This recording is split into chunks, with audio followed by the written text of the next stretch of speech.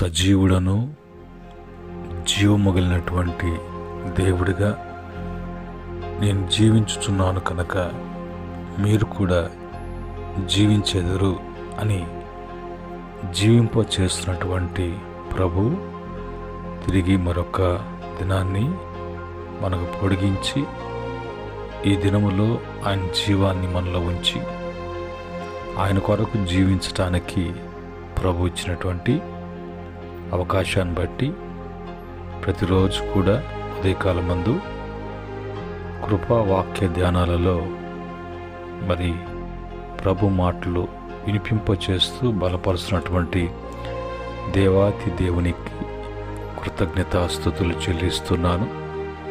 అలాగనే దేవుని యొక్క ఉపదేశాన్ని, దేవుని యొక్క కృపా వాక్యాన్ని వినటానికి, మరి బలపడటానికి, అనుసరించటానికి మనసు కలిగి ఉన్న ప్రతి బిడ్డకు కూడా ప్రభు పేరట మీకు వందనములు, ప్రభు పేరట మీకు శుభములు తెలియచేస్తూ ఉన్నాను. ప్రియమైన దేవుని బిడ్డలారా, ఈ ఉదయకాలమందు ప్రభు మనకై ఇచ్చినటువంటి కృపా వాక్యాన్ని మనం చదువుకొని అందులో ఉన్నటువంటి మరి మాటలను గైకొనటానికి ప్రభు ప్రతి బిడ్డ కూడా సహాయం చేయనుగాక. ఈ సమయంలో మరి కీర్తన 34వ కీర్తన 12వ చరణంలో ఉన్నటువంటి మాట నేను చదువుతున్నాను. ఇక్కడ ఈ విధంగా రాయబడ్డాయి: బ్రతక గోడు వాడెవడైనా ఉన్నాడా? మేలు నొందుచు అనేక దినములు బ్రతుకు గోరు వాడెవడైనా ఉన్నాడా? మా ప్రేమగల తండ్రి పరిశుద్ధుడా, ఈ మాటలో ఉన్నటువంటి సత్యాన్ని నాయన వివరణను ప్రభా వివరించి బోధించండి. ప్రభా మేలుకరంగా ఆశీర్వాదకరంగా చేయమని యేసుక్రీస్తు నామములో అడిగి వేడుకుంటున్నాము తండ్రి, ఆమెన్. ప్రియమైన దేవుని బిడ్డలారా, ఈ సమయంలో ఇక్కడ రాయబడినటువంటి మాటలలో మరి మనిషి ఎప్పుడు కూడా బ్రతకాలని, ఎక్కువ దినాలు బ్రతకాలని, ఎక్కువ కాలము జీవించాలని కోరుకుంటూ ఉంటారు. అయితే మరి ఆ జీవించటానికి ఎన్నెన్నో ప్రయాసాలు పడుతూ ఉంటారు. ఎన్నెన్నో సాంగ్యాలు, ఆచారాలను తమలోకి తెచ్చుకొని వాటిని పాటించినప్పుడు క్షేమం కలుగుతుందని, అవి లోక సంబంధమైనటువంటి ఆచారాలు అనేది మనసుకు తెచ్చుకునక దీనివలన ఆయుష్ పెరగటానికి, దీర్ఘాయుష్లై ఉండటానికి, మరి ఆ దీర్ఘాయుష్లో ఆయుష్ పెరుగుటలో వాళ్ళకు మేలు కలగటానికి, వాళ్ళు తమ దినాలను సుఖముతో వెళ్ళబుచ్చటానికి అనేకమైనటువంటి ఆలోచన చేస్తూ ఉంటారు. అనేకమైన వాటిని అనుసరించడానికి లోకం వైపు పరుగులు తీస్తూ ఉంటారు. దానికి కూడా కొన్ని పద్ధతులు, ఆచారాలని మరి అనుసరిస్తూ ఉంటారు. కానీ దేవుని వాక్యం దగ్గరకు వచ్చినప్పుడు దేవుని వాక్యము మనకు ఏమని బోధన చేస్తున్నది? దేవుని వాక్యాన్ని బట్టి మనము మరి బ్రతుకు అనేది మనం బ్రతకాలని, మన దినములన్నీ కూడా మరి బాగా మంచిగా మేలు పొందుతూ బ్రతకాలని ఆశ ఉన్నటువంటి ప్రతి బిడ్డకు కూడా దేవుని వాక్యం ద్వారా మరి అనేక విషయాలు మనకి దేవుడు బయలుపరుస్తుండగా వాటిని బట్టి మనము అనుసరించినప్పుడు బ్రతుకు గోరాలి అన్నటువంటి వాడు, అధిక దినములు బ్రతుకు కోరాలి అన్నటువంటి వారికి ప్రభు చేసేటువంటి కార్యాలు. మొదటిగా మరి బైబిల్ వాక్యంలో చెప్పేటువంటి మాటలు ఏంటంటే, నువ్వు బ్రతుకు కోరాలనుకుంటున్నావా అయితే నువ్వేం చేయాలి అనటానికి కీర్తన 34వ కీర్తన 13, 14 చరణాలలో ఉన్నటువంటి మాటలు మనం చూసినప్పుడు అక్కడ ఏమని వ్రాయబడి ఉన్నది, అందును బట్టి మనము నడుచుకున్నప్పుడు ప్రభు మన జీవితాలలో మన యొక్క బ్రతుకులను దేవుడు ఆస్వాదిస్తాడు. మొదటిగా ఏమని రాయబడిందంటే, చెడ్డ మాటలు పలకకుండా నీ నాలుకను, కపటమైన మాటలు పలకకుండా నీ పెదవులను కాచుకొనము అంటాడు. మరి బైబిల్లో ఎక్కడ చూసినా కూడా ఊరు కొనక లొడ మాట్లాడేటువంటి వారికి శ్రమలు, మరి అలాంటి వారికి నాశనము అని తెచ్చుకుంటారు. కనుక నోటిని, నాలుకను జాగ్రత్త అదుపు చేసుకున్నవాడు శ్రమలలో నుంచి తమ ప్రాణాలు కాపాడుకుంటారు అని దేవుని వాక్యంలో రాయబడి ఉంది.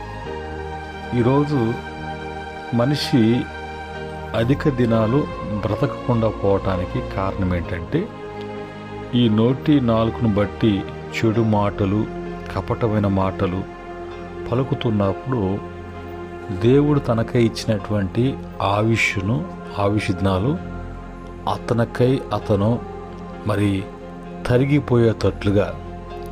తగ్గిపోయేటట్లుగా చేసుకుంటున్నాడు. కనుక ఈ విషయాన్ని గ్రహించినప్పుడు మనము ఎంతవరకు మాట్లాడాలి, ఏమని మాట్లాడాలి అనేది అదుపుకు రావాలి అంటే వాక్యం దగ్గరికి రావాలి.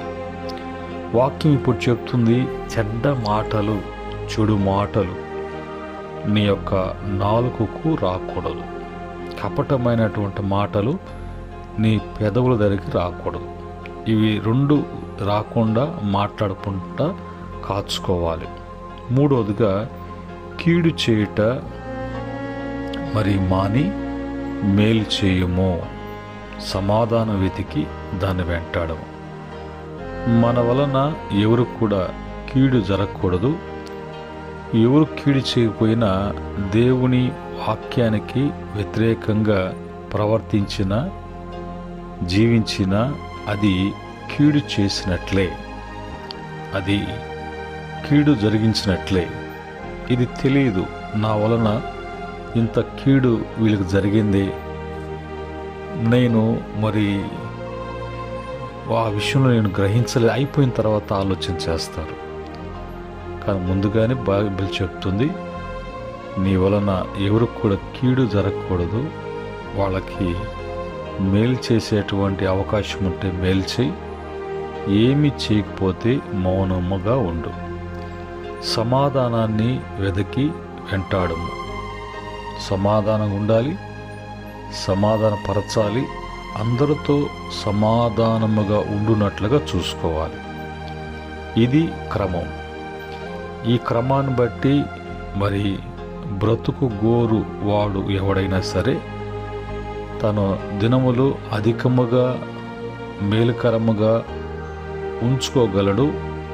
ఉండగలడు.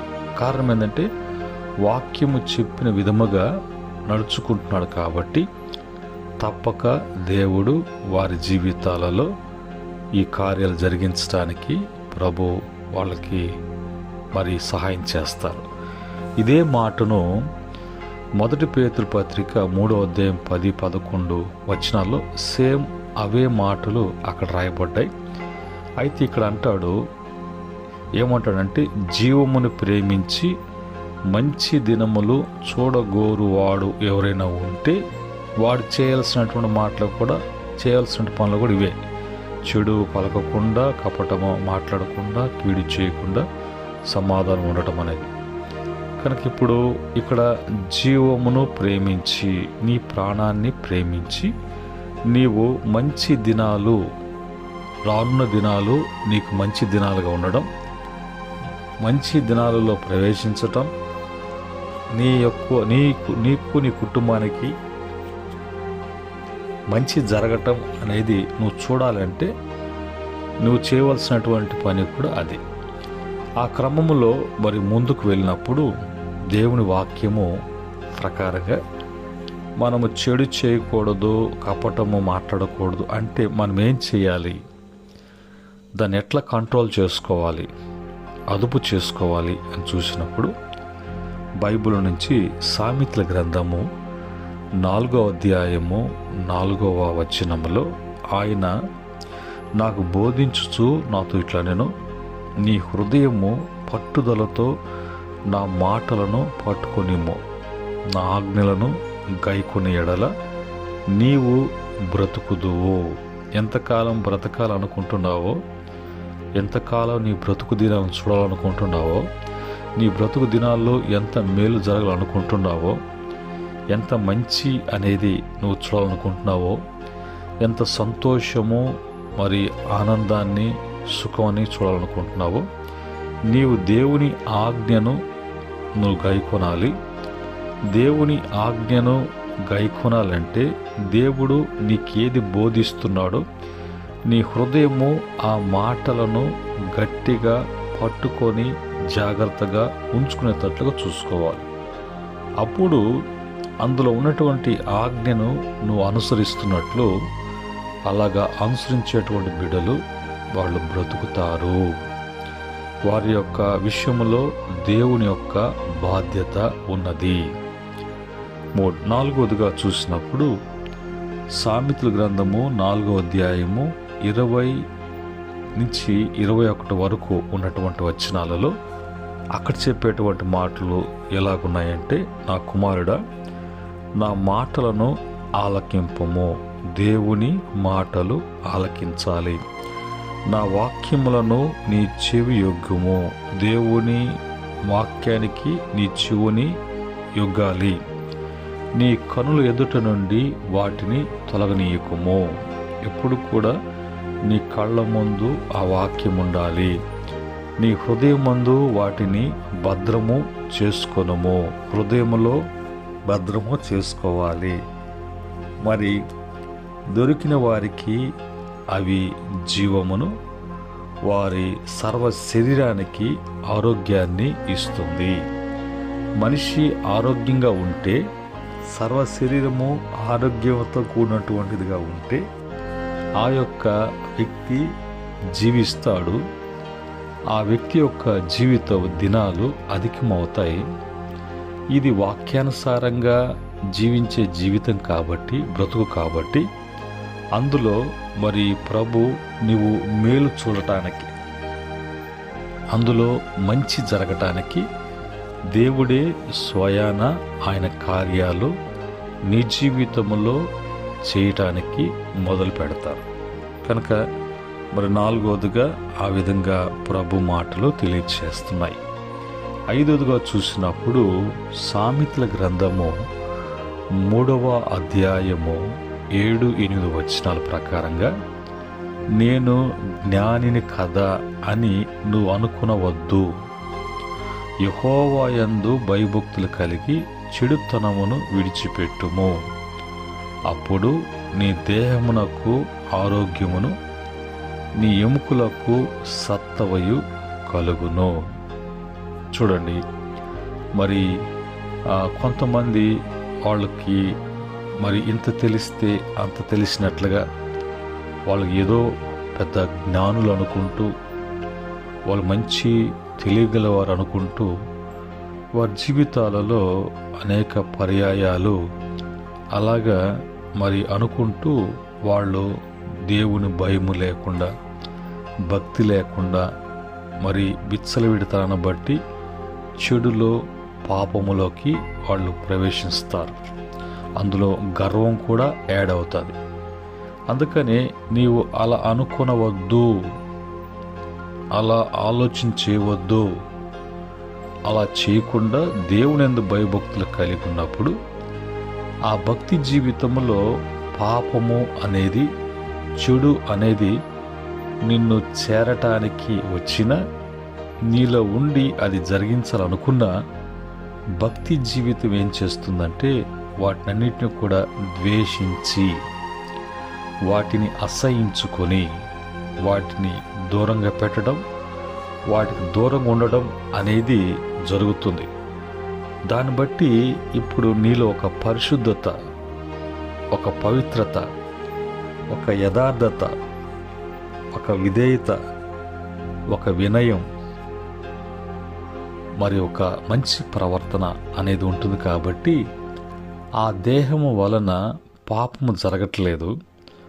ఆ దేహము దేవుని ఎదుట క్రమముగా ఉంటుంది. కాబట్టి ఆ దేహానికి ఆరోగ్యమును, ఆ దేహము కలిగి ఉండటానికి ఉన్నటువంటి ఎముకలకు సత్వ కలిగి ఉంటుంది. కాబట్టి ఇప్పుడు బ్రతికేటువంటి బ్రతుకు, జీవించే దినాలు అధిక మేలు అనేది చూస్తారు. ఆ రోజుగా బైబిల్లో యెషయా గ్రంథము 55వ అధ్యాయము 3వ వచనములో స్వయాన మరి ప్రభువే మాట్లాడుతున్నారు. ఏమంటున్నారు? చెవియొగ్గి నా యొద్దకి రండి, మీరు వినిన ఎడల మీరు బ్రతుకుతురు, నేను మీతో నిత్య నిబంధన చేసేదను, దావీదు నాకు చూపించిన శాశ్వత కృపను మీకు చూపుదును అంటాడు. అంటే చెవియొగ్గి నా యొద్దకు రండి అంటే ప్రభు పిలుస్తున్నాడు. ప్రభు మాటలు, వాక్యం నేను పిలుస్తుంది.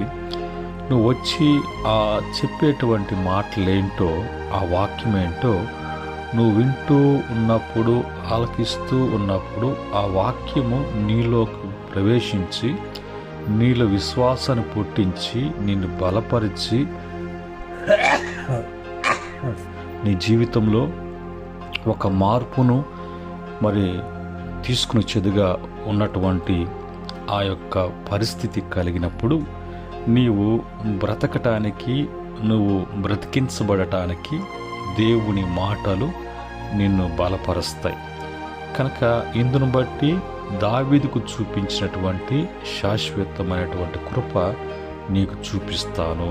కనుక దావీదు యొక్క శాశ్వత కృప ఏంటి అంటే, దావీదు అంటాడు, నా బ్రతుకు దినములన్నీ కూడా కృపాక్షేమములు, మంచి మేలు క్షేమము అన్నీ నాకు దేవుని వలన. అంటే దావీదు ఏం చేసేవాడు?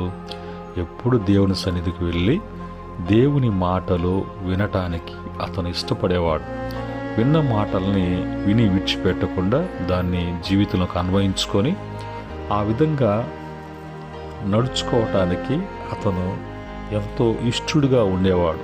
అందుకనే ఆయన ధర్మశాస్త్రాన్ని దివారాత్రులను ధ్యానిస్తూ ఉన్నటువంటి అనుభవం అతను కలిగి ఉన్నాడు. కాబట్టి అతని విషయంలో దేవుడు, నీవు నిండు వృద్ధాప్యములో దీర్ఘాయుష్షు కలిగి నీ బ్రతుకు దినములన్నిట్లో కూడా నా కృపను బట్టి నిన్ను జీవింపచేసి నిండు వృద్ధాప్యములో నిన్ను తిరిగి నువ్వు నీ పితరుల యొద్దకు నువ్వు చేర్చబడతావు అనే వాగ్దానాన్ని భక్తుడైనటువంటి దావీదుతోను, అలాగనే అబ్రహాం గారితోను, అలాగ తన భక్తులతో ప్రభు అలాగ వాళ్ళకు వాగ్దానం చేసి అలాగ ప్రభు వాళ్ళని బ్రతికించాడు.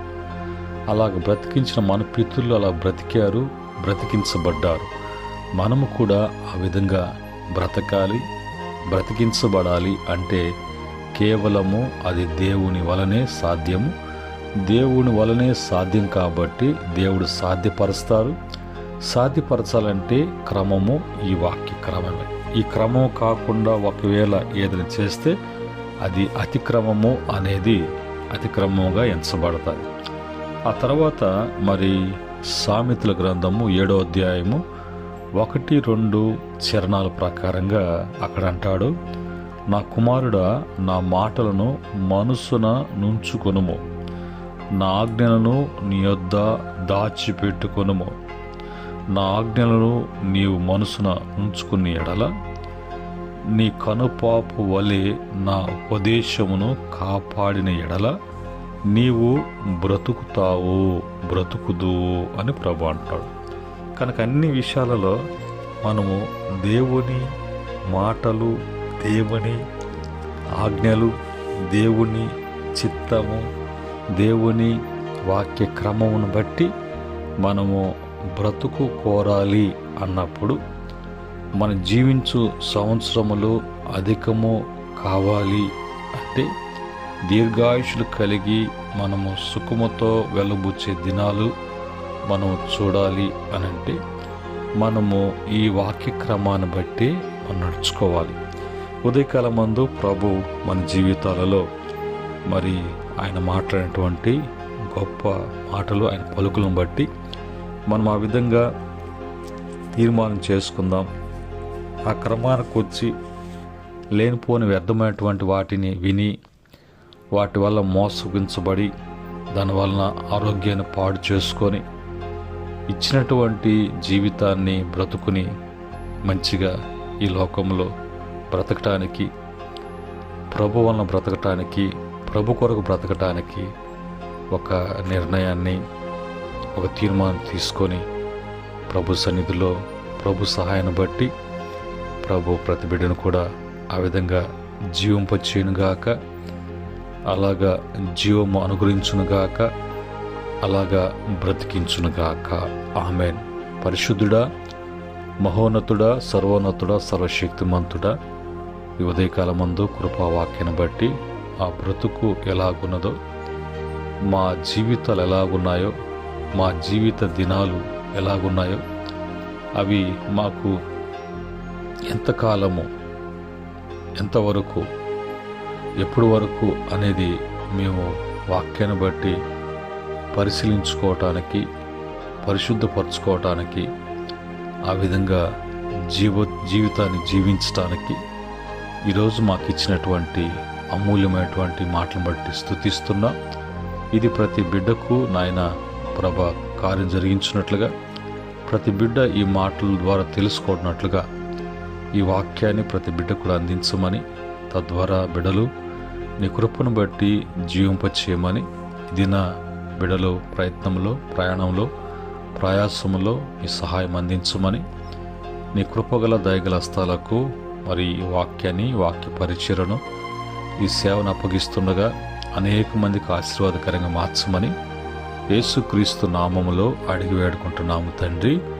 ఆమెన్. పరమ తండ్రి, దేవుని ప్రేమ, రక్షకుడు యేసుక్రీస్తు కృప, పరిశుద్ధాత్మ యొక్క సహవాసం మాటలు వింటున్న బిడ్డలకును, సకల పరిశుద్ధులకును, ఆయన దాసులకును సదా తోడే నడిపించునుగాక. ఆమెన్. దేవుడు మిమ్ములను, మీ కుటుంబాలను కలిగిన యావత్తును కూడా దేవుడు దీవించి స్థిరపరిచి మరి జీవింపచేయునుగాక. ఆమెన్.